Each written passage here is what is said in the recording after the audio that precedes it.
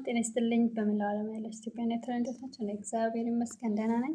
ዛሬ ደግሞ ይዤ የመጣሁት ስፕሪንግ ሮል በአትክልት ወይም ደግሞ በዶሮም ይሰራል። በነገራችን ላይ ግን በብዛት በአትክልት የሚሰራው።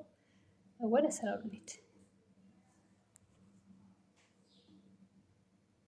የሚያስፈልገን ግብአት እዚህ ጋር ጥቅል ጎመን በጣም በቀጭኑ ከትፍ ያለው እዚህ ጋር አረንጓዴ የፈረንጅ ቃሪያ አለ፣ እዚህ ጋር በቀዩ አለ፣ እዚህ ጋር በቢጫ አለ፣ እዚህ ጋር ሽንኩርት አለ በሽሪ መሪ፣ እዚህ ጋር ካሮት በቀጫጭኑ ከትፍ ያለው። እንግዲህ የሚያስፈልጉ ግብአቶች ይሄን ይመስላሉ።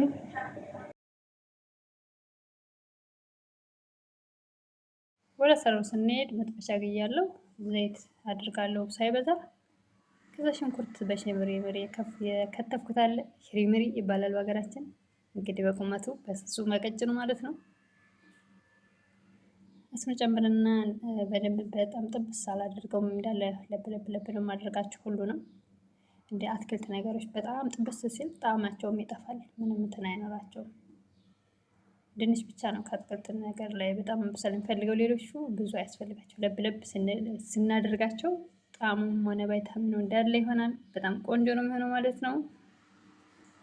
አሁን ይሄን ለብ አድርጌ ከዛ ካሮቴን እጨምራለሁ። ካሮቱንም በስስ ስለሆነ የከተፍኩት በቀጭኑ ብዙም ጊዜ አይፈልግም ማለት ነው። ድምጽ እየገባብኝ የሆነ ነገር ይሰራል። እንግዲህ ምንም ማድረግ አይቻልም። ከጥዋት እስከ ማታ ሌሊት ሙሉ ነው የሚሰሩት፣ የማይቆም ነገር ስለሆነ አላውቅም። በጣም ይገባል ማለት ነው ድምጽ።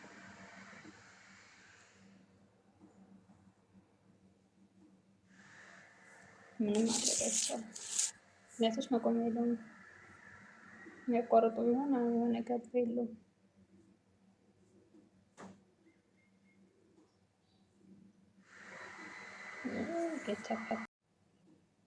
አሁን ካሮቴን ጨምሬያለሁ። ካሮቱንም በቀጭኑ ስለሆነ የከተፍኩት እንደዚሁ ሙት እስኪል አልጠብቀውም። ለብ ነው የማደርጋቸው እያንዳንዳቸው።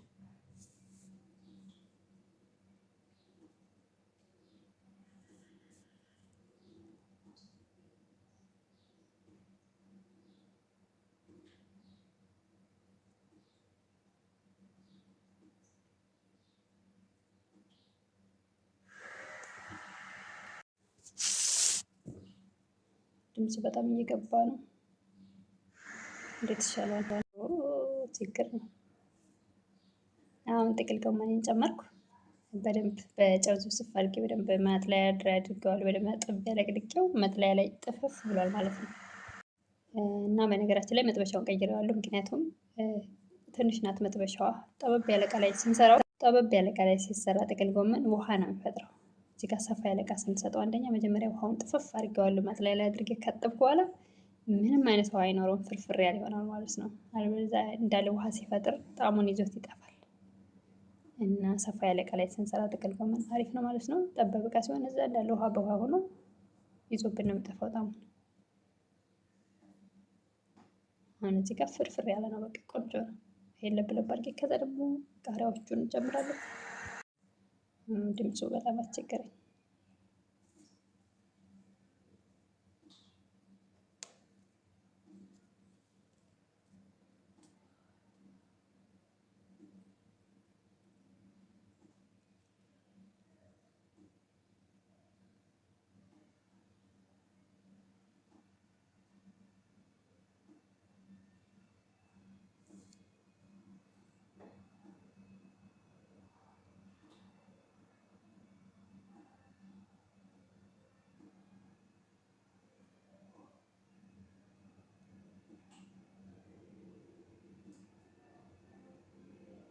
እዚህ ጋር ቃሪያዎቹን ጨመርኩ ማለት ነው። ከለራቸው ቢለያይም አንድ ስለሆኑ አንዴ ነው የማደርጋቸው። እሱንም አንዴ ለብ አድርገን እናወጣለን፣ ብዙ እንዲሞትት ሳይል ማለት ነው።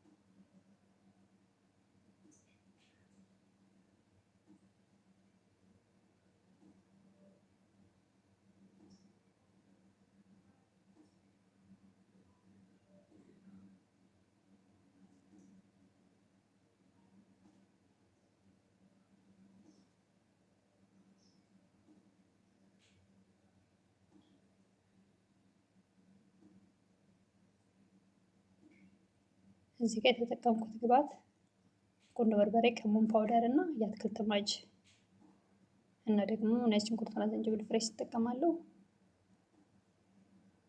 ጨው ግማሽ ሻይ ማንኪያ እንደ ብዛቱ ነው። በጣም ብዙ ስላልሆነ ብዛት ስንጠቀም ሻይ ማንኪያ መሙላት እንችላለን።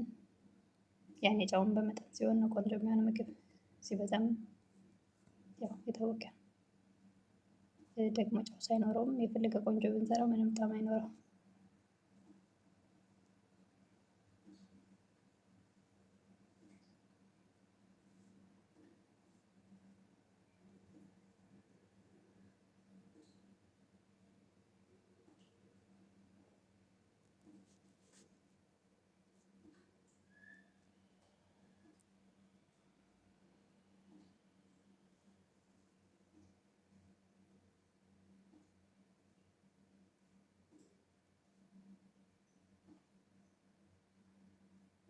ያው አንድ ማንኪያ ነጭ ሽንኩርትና ዝንጅብል ፍሬሹን አንድ ማንኪያ ተጠቅሜያለሁ።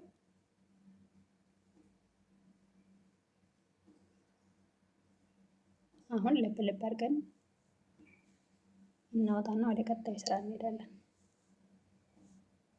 ብዙ አያስፈልግም ሙትት ሳይል። በጣም ሙትት ሲል ቫይታሚኑም ይጠፋል፣ ጣዕሙም ይጠፋል። አትክልት ይኸው ወደ ቀጣዩ ስራ ስንመጣ እዚህ ጋር የተዘጋጀ ሊጥ ነው ማለት ነው። ተዘጋጅቶ የሚሸጠው ከሱፐር ማርኬት።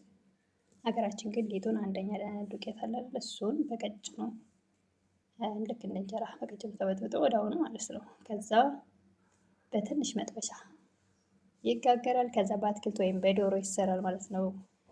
ስፕሪንግ ሮል በብዛት በአትክልት ነው የሚሰራው በነገራችን ላይ። በዶሮም ይቻላል።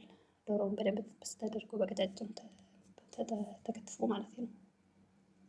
እና እዚህ ጋር ከካሜራ ጀርባ ይጠቀለላል፣ ምክንያቱም ጊዜ ከቪዲዮ እንዳይረዝም ማለት ነው። እዚህ ጋር ትንሽ አንድ ብቻ ለማሳየት ያክል ነው።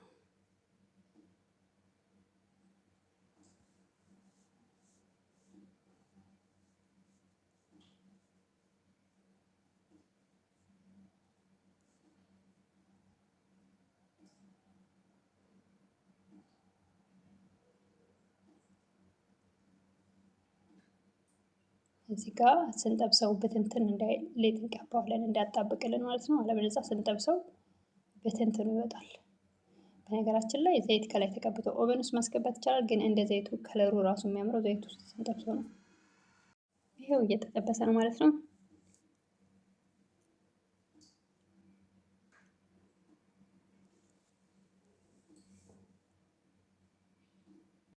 በዚህ መልኩ ደርሰዋል። በካቻፕ በቺዝ ግላስ በፈለግነው ነገር መጠቀም ይቻላል ማለት ነው።